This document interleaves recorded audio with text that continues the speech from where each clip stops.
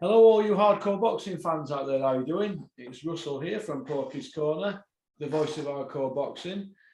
Today, I am joined by Terry, my good friend from London. But before we start, can I just thank everybody for sharing the videos on your WhatsApp and hitting that subscribe button and give me a bit of respect, only a little bit, because 42% of you don't hit the subscribe button. So strange that, but we do have analytics and it tells us everything. How are we doing, Terry? I'm good, mate. How are you? I'm a subscriber, I think. You think? Well, I get the updates, right? So I must be a subscriber. Yeah, you must be. Right. I'm just going to go balls deep with this, Terry. Davey Day. We called it, didn't we, when him and Chisora split up? I've heard today that they're gonna fight beginning of next year. Davey Day and Chisora. Are going to fight each other. They're going to fight each other. Yes, is what we're hearing. Do you feel that it was all orchestrated from them splitting up, kind of thing?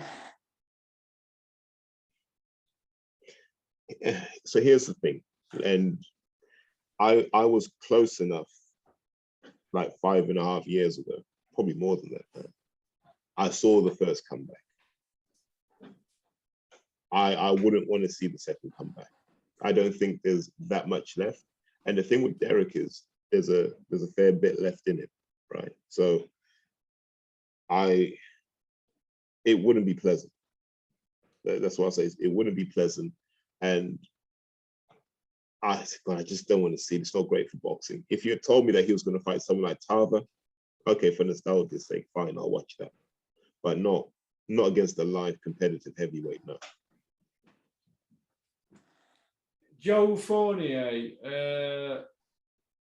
is a knockover for David Haye, isn't it? But Derek Chisora, that would be a hard fight for David Haye now, wouldn't it? That's mission impossible, right? It's mission impossible because I think the mistake people make is they look at physiques, right? They go, oh, he's in shape, therefore he could do it. It's not that. It's, can you take the shots? Have you still got the same pop in your punches? Have you still got the same timing? Have you still got the same instincts? The answer is at 41, he'll be 41 by the time this fight happens. Yeah. No chance. And look, I'm a massive fan, as you well know. I'm a huge David fan, but Russ, it's dangerous. That's how I look at this. It's dangerous. Obviously, when Derek Chisora and David Haye split up, this certain person from, I'm not going to say who, but he works at a Sheffield newspaper, said to me, he's going to fight Chisora next year. And I said, shut up, man. David Haye ain't going to fight. He'll do an exhibition. He won't come back as a professional. He said he will. And David Haye's coming back as a professional next month, September 11th. And he's just rung me this morning and said, I told you they're going to fight next year. And I went, wait, you're telling me this fight coming up is not an exhibition? No, David Haye's fighting on September 11th. It's on BoxRec and it's as a professional, pending approval. Hopefully they don't approve it. Well, I hope. Because how can you jump in the ring with your mate and tell me it's a competitive fight when Fournier's bankrolled a lot of your high rolling? That doesn't make any sense to me. I've just spoke with Rico and asked you about this. A few years ago, David Haye were arrested in Dubai over £500,000 financial discrepancy on a property he bought. And we're not saying he's a fraud or anything, or any criminal acts have been done, but apparently if you miss payments out there, they just throw you in jail until it gets sorted, don't they? And is it true that Fournier bailed him out? Somebody's told me. I don't know how true that is. I wonder if you might know. This is tricky. He's not very good with his finances, is David Haye? Money seems to go through his hands like sand, doesn't it? Well, so it's a strange one. So a lot of times he doesn't spend his own money. So there's a lot of stuff you see on social media. He doesn't spend his own money, right? Yeah. It's all other people's money, OPM as you like to call it, because they love being around him. So a lot of what Fournier's put into him is just so he can be associated with him. Whether he paid the debts off, I don't know, but it was definitely more than $500,000 that went wrong in Dubai. That's what I know for sure. It was more than $500,000. Can I just ask you, Terry, who the picture is today on your profile. Can't see it. Oh, that's the guy that tried to get you fired from boxing. Oh yeah. Yeah, he's put on a lot of weight, hasn't he? Can't see what's he called? Danny Connor. Oh, Danny Connor. Is that Danny Connor? Who were ringing up Dennis Hobson complaining about me? What happened to him? Well, you can see. As fat as a pig Michelin man with a beard. Mate, who would have thought he'd be heavier than you?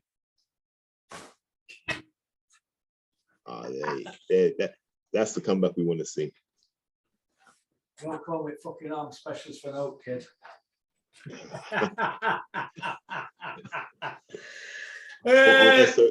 SO19 Porky. SO19. I know, yeah. What about John Fury living in woods and MI5 are watching him? They don't need to watch Bin Laden when they can watch John Fury, do they? Cooking vegetables in a wood. You couldn't make it up, could you? Do you know what they call them who were watching him? Special branch. We've got MI5 special branch watching John Fury at Wood when we don't need to watch Al Qaeda, do we? All these nutcases that are running around chopping people up when we can watch John Fury cooking a few vegetables on the hard road. It's an uncastrated boar. I know, yeah. What I can't understand is why John Fury weren't eating grilled hedgehog. I mean, he'd be butchers for pork chops. I know what's all that about. That's not living off the land. Oh, poor John Fury. I've rinsed him this week. Well, he got 2 more rinse days left. David A, obviously, he's had his problems over years. He don't think no of paying 200 grand for a roller, and then a year later it's worth 100 grand. He just loves to burn through money, doesn't he? But point I want to make with David Hay at the moment is this: is he taking piss out of fans just coming back, thinking he can just take money out of the pot in boxing? Is it a liberty? No, but let's be honest. If he had done an exhibition against someone like a Tava or a Roy Jones or a Tony, you'd have watched it for the nostalgia's sake, right? To see what's left. But when you start saying you want to be a competitive athlete again, then we don't believe it. Yeah. Oscar De La Hoya is a professional athlete as well. His comeback. He's on the card. He's subject to approval by the whichever sanctioning board or state are going to do it. It's tough because the thing is, what people forget is we wanted to see what Mike Tyson still had left, right? We were intrigued by that. We didn't even care who he was in with. We wanted to see just glimpses of the old Mike. Do I want to see glimpses of the old David? I don't think you can. I don't think you can do it physically. What do you feel, Terry, to the actual state of boxing at the moment? I mean, we've got first of all, I want to point out about mandatories, right? Which people go the mandatory. Then we have rematches with mandatories. The drug testing's a joke. And we've got this free-for-all now where people feel that it can just keep coming back and taking out the pot. Is this going to have a knock-on effect for the next generation of boxers coming through? Oh, okay. So first things first, we had an amazing Olympics.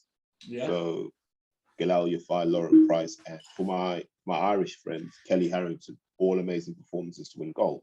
We had Pat McCormack and Ben Whitaker get silver medals against 2 of the greatest Cubans to ever lace a pair of gloves on. And then we had a whole stack of bronze medals, Fraser Clark, Karis Artenstall, etc., etc. We did really, really well. So the sport's in good health. Like we had a feel good couple of weeks, right? Where we got to watch amateurs, or paid amateurs, but still amateurs, go out and fulfill their dreams. Yeah. The problem is professional boxing is so different, isn't it? It's a game. Yeah. And all we've seen is chess move after chess move, none for the benefit of the fans or for the benefit of the promoters. You know, Hearn's doing it at 126, right, where he's trying to dominate so he can call the shots. He tried it at middleweight and it didn't work. So we're just seeing all of these games that don't benefit the fans, don't really benefit the boxers, but they benefit the promoter. And mate, as long as we keep paying for it, they're going to keep doing it. There's nothing else we can do. Yeah. What do you feel about Amir Khan against Kell Brook? I won't watch it. I don't care about it. Like, they had their chance, right? And they told us it was never ever going to happen. So if you start making it happen now, then we know you're desperate. So why would we want to watch it? Do you know it's is it 5 years? Oh, over 5 years since Spence beat Brook, and it's over 10 years since Amir Khan beat Zeb Judah. So they're both out of the primes by 10 and 5 and 10 year, aren't they? And Kell Brook's had a lot of damage on him in the last 5 years, hasn't he? And Amir Khan, Yeah. in the last 10 years, his body looks all gone soft, doesn't it? He doesn't look the same athlete, does he? Do you feel that they've let it drag on that much with their egos and that, and they milked other opportunities, and there's nothing left for them to go, nowhere left for them to go now? Do you feel that that's why they've come back to the table and they want paying? It's a lack of respect for the sport. It's a lack of respect for the fans, because we asked for this fight. We told people we'd pay anything for this fight. We didn't care where it happened, we'd pay for this fight. And they kept saying, no, no, no, no, no. Like, poor old even, I mean, they even broke Eddie Hearn's heart, like him going, I can't make this fight happen. So now we've moved on. Now we want Fury Joshua now. That's our British fight now. Brook, Khan, yeah, really don't care. They're better off, for me, Russ, they're better off leaving it until they're retired for a few years and then doing the Triller thing. How does that work? Is that where boxing's heading now with that? You retire and then come back on Triller. Yeah, and so the problem, people, it's annoying because everyone's on it. Like your best mate, Carl Froch, is sniffing around now, isn't he? Like, what's the world coming to?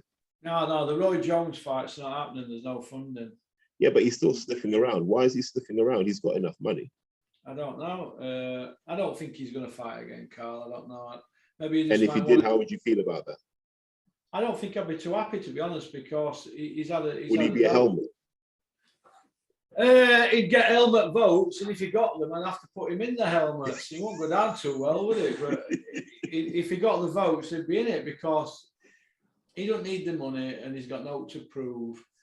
But an exhibition, I don't know how I felt about the Roy Jones one, to be honest. I think I would have been glad it didn't happen, because I didn't want him to embarrass his son, really. But I don't know. Would it be a proper fight? Would they just say they're going to go for it, or would it be arranged just to go to points? I don't really know. If they're going to have fights, let's do it Queensberry rules as professionals and go at it. But he's had a nose job, hasn't he, Carl? So I wouldn't want to see him get hurt, because he's in a good place, and he's got kids, he's wealthy, he's happy, he's got his health. You know, the crazy thing is, Russ, people don't realize how much inactivity softens you up. Tell me about it. And you never get it back. You never get that ability to walk through fire again. You don't get it back. And before anyone hits the comments and goes, what about Sugar Ray Leonard? Yeah, you could say that about Sugar Ray, but he was doing all of this stuff when he was a young man, right? I mean, he retired and came back as a young man. He didn't retire and come back in his 40s. Yeah. I mean, like, you know what it's like, Russ. You know, you train too hard, being past a certain age, it hurts for days. So how are you even going to do a training camp unless you got to take something extra? Now we're into a whole different discussion. Yeah, I'm just going to say something to you on training, actually. Bunny said to me a bit ago, if you train for a month and that, after that, it doesn't hurt. And do you know what? I don't hurt now when I train, you know, my body parts. But whereas that first month were terrible, but I just kept going through it. Bunny says, you just got to go through it. And then after that, it don't hurt. Do you know what I mean? It's partially true. It depends on how you're training. If you're training to push yourself, you're always going to have sessions that hurt, Russ, just because it's the nature of it. You just don't want too many of those, because then you don't develop. Maybe I'm doing something wrong then, because I don't hurt no more. No, you're in good shape though. No. But you're not trying to pack on mass though. You're not trying to, I mean, you're not tearing down muscle right now. You're just trying to get in shape. I just think that Father Time don't wait for anybody, does he? I suppose, you know, as you get older. Yeah. Look at Manny Pacquiao. Like, you look at his physique now. It's nothing like him at his peak, and you know that he's probably still on the same secret blend of nuts, juices, and berries. but it's not the same because he's an older guy now. It's an older body. Juice is embarrassed. Well, he's on the special drink from Winkerbank, is he?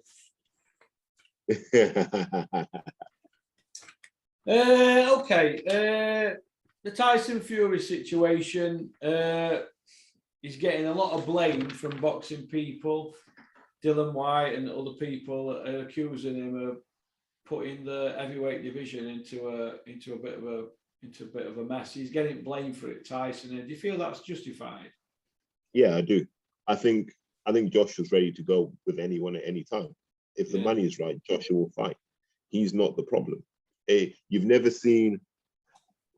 really seen Joshua walk away from opportunities. Now, does he get a bit diva-ish about control? 100%. That's why the Wilder fight didn't happen. And Hearn was never going to let Joshua off the reservation to go and fight on someone else's platform. Look at how much it hurts him at the idea that Canelo may fight on PBC. You're seeing all of Hearn's behavior. Like, they had to tell Eddie to sit at home while they were doing the Caleb Plant negotiations because they just didn't want him speaking about anything because they know that he ruins fights. Yeah, it's going to be interesting, isn't it? The Olympians, Terry. Can Eddie Hearn deliver for these Olympians that he's saying he's got first refusal on? So I don't think he's got first refusal on them. Like the fact he's that saying he has though, hasn't he? He's living in dreamland. So here's what I can tell you: Karis Artingstall will not turn pro. Okay, she got a bronze medal. Lauren Price is 70-30 in favor of defending her title in Paris. She wants to be a 2-time Olympic gold medalist. So that's going to be a hard sell. So that leaves four. That leaves four. He's already signed one. That leaves he's found three. the grail. So that leaves three. Whitaker's talking to him. Whitaker will sign with Joshua. So wherever Joshua goes is where Whitaker will. Yeah. Nothing else makes sense. That leaves two. McCormack has probably already signed to Matchroom. And when they go up for a Josh Kelly fight, I expect you will see McCormack make his debut in Newcastle. So I think that one's already done. And who else are we talking about? Ben Fraser Clark. I don't think Eddie will do anything with him. Fraser doesn't add anything to his heavyweight roster at the moment. He's 30 today, Fraser. Yeah, so it doesn't really add anything at that age. So then who else does that leave? Have we touched on everyone? That's it. Galal Yafai. We haven't even touched on Galal. What can Eddie do with Galal Yafai, 28 years old? There's not much mileage in it. And he's a flyweight. Yeah, and Eddie doesn't have many small guys in the stable. So you imagine Galal might end up somewhere like Frank or with Hennessy. Could end up with Frank and could end up fighting Tommy Frank. So I think to summarize the Olympians, they've got to see what happens when you sign with Hearn, right? Yeah. Okolie, it took ages to get that world title fight, but he's taken his chance and run with it. Joshua Buatsi seems to have stalled badly. Don't know how, don't know why, but he stalled badly. Fowler showed us he ain't all that, but he's still an entertaining boxer, as Father said. I'll always watch a Fowler fight because it'll be entertaining. Cordina, flattered to deceive. Josh Kelly, flattered to deceive. Kesh Ashfaq just couldn't do it. So you suddenly realize that being a good amateur doesn't mean you're going to be a good pro. So some of these guys may decide, actually, especially if I'm a female boxer, I'm making more money as an amateur than I am as a pro. And if I'm Lauren Price, especially, all the endorsements that she's going to get as an Olympic gold medalist, if she does it right, she'll never need to box professionally and still be a millionaire. Yeah, interesting, isn't it? All right, then. Buatsi, has Eddie Hearn delivered for him, yes or no? How do you define delivered? Well, when you look at the fighters he's been in with, has he had the top fights? Has he deserved the top fights for us? Well, compare Yard's career and Johnson's. They were testing themselves against massive world-level punchers in Kovalev and Beterbiev, or Beterbiev, whatever you want to call him. And Buatsi seems to have been don't seem to have tested himself, does he? So I'm going to give you my Porky Rust theory on this. They had a look at the people who had the belts, and they decided very quickly Josh Buatsi couldn't beat any of them, right? And they said, let's not risk the defeat. We're just going to park him up. We're going to keep him busy and keep him active for a while, right? Yeah. And so that's what they've done. Now, if you start to look at who holds the belts now, the division's softening a bit. So there might be opportunities. But Beterbiev can't stay around forever. He's got a few more fights and he's out. And then there'll be guys that Buatsi will feel confident about beating. These guys like Joe Smith Jr. will suddenly start to rise to prominence and so on and so forth. You know, Callum Johnson he'll get to a title fight at 175. And then that's when you'll see them unleash Buatsi. If Callum Smith can get a belt, they'll unleash Buatsi on 175. They just don't think he can cope with punches who are durable. They won't put him in with a guy like that.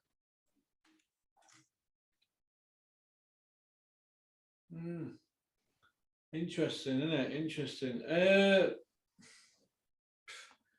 Where do you see boxing, Terry, in 5 years from now? There'll be a boxing recession where we won't be excited about anything, and the promoters will try selling us stuff, and we'll go, we've been here before, because there are no new tricks, right? There's no new way of selling it. The only recent innovation was getting these YouTubers on board. The YouTubers and the gimmick fights are the new way to make money, but that's not going to last forever. And then what? You're going to start putting on super fights every week? Probably not. So we're going to go back to, you know, that kind of period before Froch and Groves, where there's just kind of nothing happening. That's what we'll go back to. You know, those dark days of Danny Connor versus Chris Evangelou, you know, Ricky Boylan, you know, those sorts of guys. You're like, God, is this what boxing's become?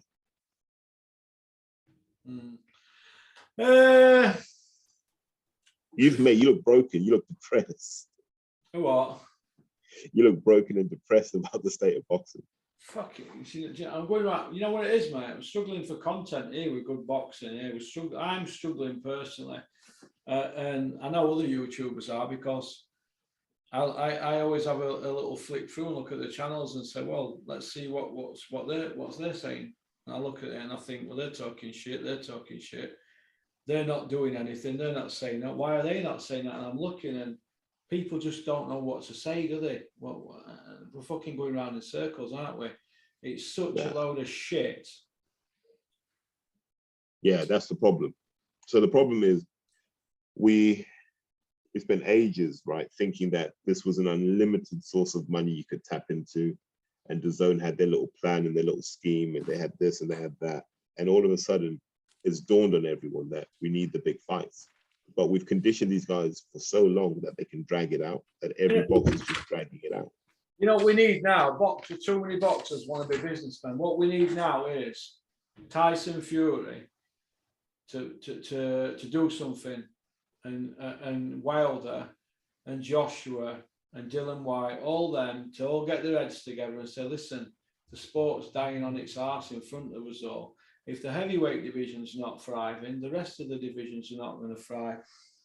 And everybody's sort of like keeping their own counsel, but they're causing a cold war, and it's having a knock-on effect across the board. You see where I'm coming from?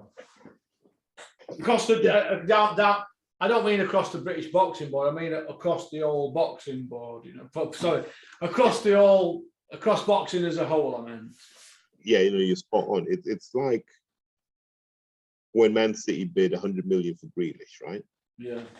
You know that 100 million is going to go everywhere. Like, Villa aren't going to keep it; they're going to spend it, and so it trickles down, and everyone's happy. Yeah. When Harry Kane leaves Tottenham, that money's going to trickle down, and everyone's going to be happy. That's what we want to see in boxing. We want to see the big fights. This is why Al Heyman should have signed up more fighters, because Al gets his guys working. It's not perfect, but you don't see people avoiding each other in PVC. But Terry, we're not getting that now. What we're getting is Eddie Hearn coming out saying boxing's booming and it's thriving, and hashtag game change, and everybody arse licking and bigging it all up. And it's like Rico's just said in the video now, people were losing the shit over Liam Smith against Fowler.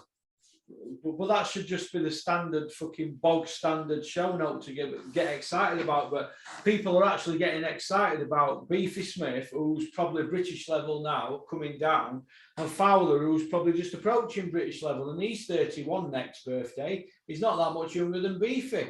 But yeah, we're all losing our shit over it because of what we've been served up recently. Am I right? Okay, so I did an episode on this, Russ. It'll probably drop by the time this video is out. And I spoke to someone who works for DAZN, right?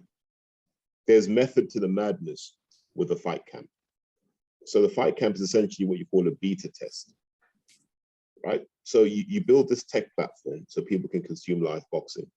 The last thing you want to do, Russ, is put 300,000 people on there on day one.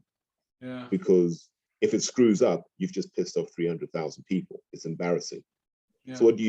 You say to Eddie, look, can you just put on 3 basic boxing cards? Just 3 basic. It ain't even going to come out of your budget. It'll come out of our technology budget because it's a project. We'll pay for these. You put them on, and then we can see what people do on the platform. Because it's all the sort of stuff. If you break down platforms, Trust, they're pretty simple. There's what happens at the beginning, which is your authentication, ID and stuff, subscription management, all that sort of stuff. Then there's the stuff around the platform to make sure the platform works. And there's the stuff at the back end. So if anyone complains, or if anyone needs passwords resetting and stuff, does that stuff all work? You can test that with 10,000 users. You start putting 100,000, 300,000 on there, your systems won't cope. So these 3 weeks are a chance for DAZN to see what boxing looks like, how people behave, and so on and so forth. Yeah. Then you'll start to see with the Warrington fight, then they'll be more confident in their systems and their platform, and then they'll start, pushing the boats out. Now, I'd like to feel that the Liam Smith versus Fowler is the matchroom standard. So they'll say, look, this is our default type of card. And then everything else is like an uplift on that. That's what I'm hoping for. I'm hoping that this isn't like a special treat for us, because if it is, we're in a very bad place, mate. And Frank's not putting anything any better on, is he really? He hasn't got anything. That's the problem. He has absolutely nothing. Like last year ruined his stable badly, right? And the match showing looks like they've not got anything for Hughie Fury. Have they gone off on Hughie, or are they not delivering for him? He doesn't seem to be in anybody's thoughts at Matchroom, does he? Nobody's mentioning Hughie. He's only 26. Who'd you put him in with, Russ? Who'd you put Hughie in with? I'd put Hughie in with Dylan White, me. Dylan White always seems to be looking for a dance partner. Well, why not Hughie Fury against Dylan White? Why not? Hughie ain't going to let him throw those big bombs. We all know that. Dillian knows that. Well, Hughie's been in with Povetkin. He's been in with Pulev. These are people that White's been in with. And Povetkin put White to Kip. Yeah, but Dillian also has a win over him. Hughie doesn't. Yeah, but Hughie didn't get his second chance to fight Povetkin like Dylan White did. If I'm Hughie now, I'm campaigning for a Yoka fight from Hughie Fury. Yeah, well, I want to see Hughie in with somebody, but why can't Matchroom deliver for him? And why? But where's Peter though? Peter should be out there going, my son's not getting treated right. Well, maybe Peter might be doing it behind closed doors. He's not one of them to shout and bawl, Peter, is he? But the thing is, Russ, we're in the era now where you have to shout. Oh, yeah, or the public have to shout for you. Hughie's not going to get anything given to him because no one's calling for him to get anything. Only you right now. Only you. And I'm not saying you're wrong. What I'm saying is it needs more than that. I feel that Hughie and Savannah have got a bit of class. They don't go shouting and bawling and doing loads of interviews, do they? And they're not controversial. They just go about the business, don't they? And some boxers are like that. They just want to be quiet and get on with their lives, don't they? Other people, like Ebony Bridges and people like that, and Dave Allen, they live their life through social media, don't they? Russ, I remember on G-Wing in Lindholm when I used to sit down and have food with you, and you said to me, "Closed mouth don't get fed, Terry." G-Wing. Yeah. That's you know what G-Wing in Lindholm is now. That's a quarantine for people that have pled asylum. The old G-Wing in Lindholm. That's where people go when they Yeah, come to but you used to say country. that, Russ. You're always there like a closed mouth doesn't get fed. You've never done porridge in your life, Terry. You couldn't do it. I'll go, no, I could do it. I just haven't done. What else do we want to talk about? Oh yeah, Ted Cheeseman. What's happening with Ted Cheeseman, Terry? What do you think? He's fighting Troy Williamson, isn't he? Yeah, I know, but does he beat him? They're about the same level as amateurs. Like they're at that kind of level, and as pros, they're roughly the same level. Like Troy can box. He's not the most entertaining, but he can box. Ted can box a bit. It's a competitive fight. I think Cheeseman wins. Yeah. I think Ted's just got that kind of big fight experience now, and Ted's been in the trenches a lot. Do you think he's got miles on clock though, Ted Cheeseman? For a young man, yeah. Jesus, yeah. But Russ, here's the thing about that card. So you've got Liam Smith versus Fowler, a fight that makes sense. You got Cheeseman versus Williamson, cross-platform fight that also makes sense. And you've got Conway versus who's Kieran Conway got? I can't even remember. So you got 3 fights at 154 that all make sense. No Fitzgerald, which is a shame, but you've got 3 fights that are going to be competitive, that are going to be entertaining, and you're not having to pay pay-per-view money for it. So I'm okay with that card as long as it's the standard. I don't want that to be like a special treat. What do you think to the rumor doing the rounds that Terry Harper might not fight again regarding a finger injury? What do you think to that? If it's that bad, then you're a long time retired. But I can't see how a finger injury is going to stop you boxing. You shouldn't be hitting with your finger anyway. She's got a pin in it, hasn't she? Apparently. So. Okay, but you don't hit with that part of the finger. No, she just seems to be dragging on, doesn't it? Her comeback and that. Who's to blame for that? Is it the wrapping of hands by Steffi Bull, or is it just bad luck? Evening, Steffi. You love sticking it to. Do you know what could be? Magic arm, Morris. It could just be she caught an elbow in sparring. It could be something as random as that. You caught an elbow wrong in sparring, and that's it. Yeah, it's a shame. It's a shame. But do you know what? I don't think there's anywhere you can place Terry Harper. So if you look at what Eddie's doing with the boxing now, you're getting this Ebony Bridges, Shannon Courtney. They're really getting the push. And you see what he does with the zone. You've got Laura Woods and Maya Jama. He's trying to draw in kind of as we used to call them, the loaded and FHM generation. I don't know what they are now. Maybe the Pornhub and Spank Bang generation. I don't know. But he's trying to draw those guys, those 18 to 34s in. And Terry Harper doesn't tick that box. I think they tried the whole LGBTQ thing, but that didn't do numbers for them. You see what I mean? It hasn't worked out that way. I think Eddie's kind of cooling on that. What do you think, Terry, not Terry Harper, I'm going to say Terry Harper's figure then. What do you think to Ebony Bridges' fishnet stockings, fighting in fishnet stockings? What's it come to? Where are we heading with this? Yeah, but the thing is, she's grifting so hard right now because she knows this is her chance to cross over. So I admire her for grifting as hard as she is. I don't think she's good for boxing because generally people, from my experience, that come from bodybuilding into boxing have a history of taking steroids. And was she a bodybuilder, Ebony Bridges, like, yeah? Yeah, and I don't feel comfortable about that. And the fact that no one talks about it in boxing is a problem to me. And poor Beck Connolly, who's had to basically, starve herself to make the weight, is now getting battered by someone who, at some point in their life, might have taken steroids and might still have the residual benefits of that. Yeah. Yeah, it's all right then. Moving on then. I'm going to get your opinion on Galahad's win over Yazza Dickens. Should the fight have been stopped earlier? I thought Galahad did really well, Russ. I think he's got the best feet in British boxing. If you ever notice, Galahad is never out of position and never off balance. Always looks like he's in control of what he's doing. He may not be the most entertaining guy to watch, but he's a great example to learn from. His feet are amazing. Compare them with Jazza Dickens' feet that were all over the place. And I said this in my episode. There's a massive difference, right? Boxers box with their feet, fighters fight with their fists. And there's a big difference between the two. And that's what you saw on Saturday night. You know, Jazza was just throwing leather, not thinking about where his feet were, no strategy, no logic. Galahad was just putting himself in position every time. Counter, can attack if I want to, switch when I want to. You know, when Jazza's bobbing his head, put my glove on the back of his neck so he can't do what he wants to do, and I just move away.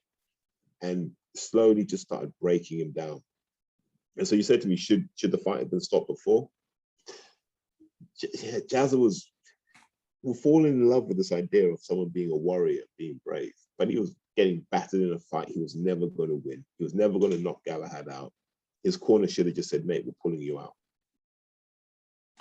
I don't like Galahad, as you know, but I've become a bit of a purist watching him because he's got that many strings to his bow, hasn't he? And I think it's a credit to his dedication, what he's learned, isn't it, really? He's the last example of like the pure Ingle style of boxing. Yeah, okay then. Who's the best featherweight in the world at the moment, Terry? Okay, so who's campaigning at featherweight right now? You got to say Gary Russell, right? Because he's the only guy who stayed at that weight. Everyone else has kind of passed through the weight. Okay. What do you see happening with Josh Warrington and Lara next? Oh, wow. I think Lara could win again. And if Lara wins again, you'll see the welcome to Matchroom picture come up pretty quickly. And they'll use Lara to cause havoc at 130, probably bring him down to 126 and put him in the mix with Lee Wood and everyone like that. I can see them doing the same with Warrington, bring Warrington down to 126, put him in the mix. And then Hearn's just got these in-house fights he can make with no drama. Who's the best trainer in the UK at the moment? Professional trainer. Not Adam Booth. Go to Adam Booth. He's the best. The Dark Lord. No, apart from Adam Booth, who's the second best? God, this is tricky.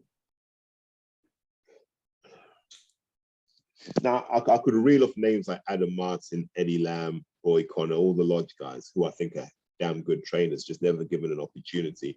And if people really knew Adam Martin well, they'd know that he does a lot of work with elite level guys that he never gets credit for, but deserves it. But if I'm going to say a guy who I think could take you from zero and make you a world champion, this is tough. Probably Joe Gallagher right now.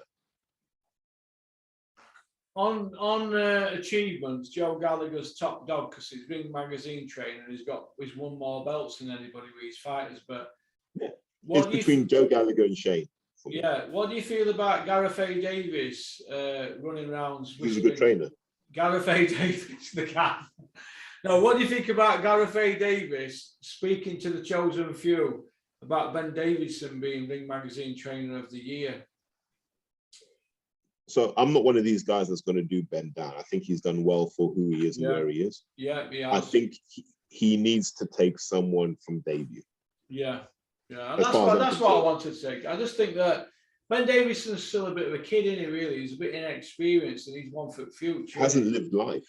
I just think that kids that young shouldn't be in mix for ring trainer at year because there's a lot of people more established that have been going year in, year out. I mean, Shane McGuigan's only 31, isn't he? And he's been going years, hasn't he, Shane? And he's not won it. He's not won. Is he? Oh, I thought he was about 31, and he Grove's age or something. Well, either way, point I want to make is that Shane McGuigan's still a young man, isn't he? But he's achieved a lot, hasn't he? But he's not won Ring Magazine Trainer at year yet, has he? No, yeah, he came close not long ago. But here's my thing about training, Russ. You have to have lived a bit. You need some scars. You need some wounds. You need some pain because you've got to be able to relate to your fighter when they get into that position. You need to understand the psychology of getting them to the start line, and all. There's so many subtle things that you have to be able to do. Yeah. Now, it's easier to do when you've got elite level athletes already who are self-directed and self-motivated. You don't have to do so much. Yeah. So the real trainers are the guys that take kids off the street. That's why I respect people. That's why I keep saying it. The amateur guys are the best trainers in the country, because they take nothing and make something out of it. So all these guys I see, like Charlie Rumble Sr., Charlie Rumble Jr., Billy Rumble, your mate, Russ. Russ Gerard. Russ Gerard. Those sorts of guys. Mark Reigate, Tox over at Stonebridge, Chris Smedley, Pat Barrett, put him in the mix. Nigel Travis at Moss Side, Chris Sanigar, Jamie Sanigar down in Empire. All of these guys, Kevin Thornley at Bendel, Steve Bendel, all these guys take kids from zero and make them into something. That's the hardest skill in boxing, as far as I'm concerned. I'd like to feel if you gave me Joshua, we'd win at least one belt. Yeah. Okay. Well, it's been emotional. We've had a good chat. Just one quick one before you go. David Haye versus Derek Chisora. If they do fight, who wins? Derek bludgeons him. It won't even be pleasant. Yeah. I just think that. Yeah, it won't even be pleasant, mate. I don't want to see that. What's your Twitter handle, Terry? At Highfield Boxing, all one word. And you've got same for Instagram as well. And you've got a pod out today, aren't you? Called it's episode 43. It's got Eddie Hearn's name in it. I have no idea. It'll be out about 12 o'clock. Brilliant. Although this will be out after that, so it's already out, guys. This will be out 1 o'clock. Yeah, it's already out. It's already in the streets. Go get that. Okay then. Well, listen. Thanks for coming on. But actually, Russ, one thing I do want to say is thanks to all your listeners who I bump into whenever I'm about, and they always go, "Oh, you're the guy from Porky's show," and I'm like, "Yeah." And I'm always grateful for that. Number one, because they're listening to you, so that's good. And number two, it's like, oh, well, at least you're appreciating the content. So thanks to all the guys who do that. Appreciate that. Thank you very much to everybody that listens and shares on your WhatsApp. Thank you very much. All right, then. I'll leave you to it because I know you're up to eyes in it, you London bankers. All right, mate. Speak to you soon, Russ, all right? Take care. Bye-bye. Bye. Take care, pal. Bye.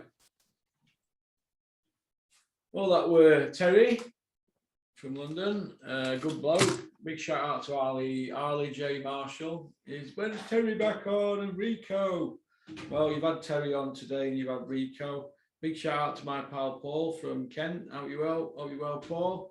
I think that's about it, really. The big fella's back from Spain, SYPS. So we're going to have a bit of a meeting now. About 15 minutes. So I'll get these uploaded.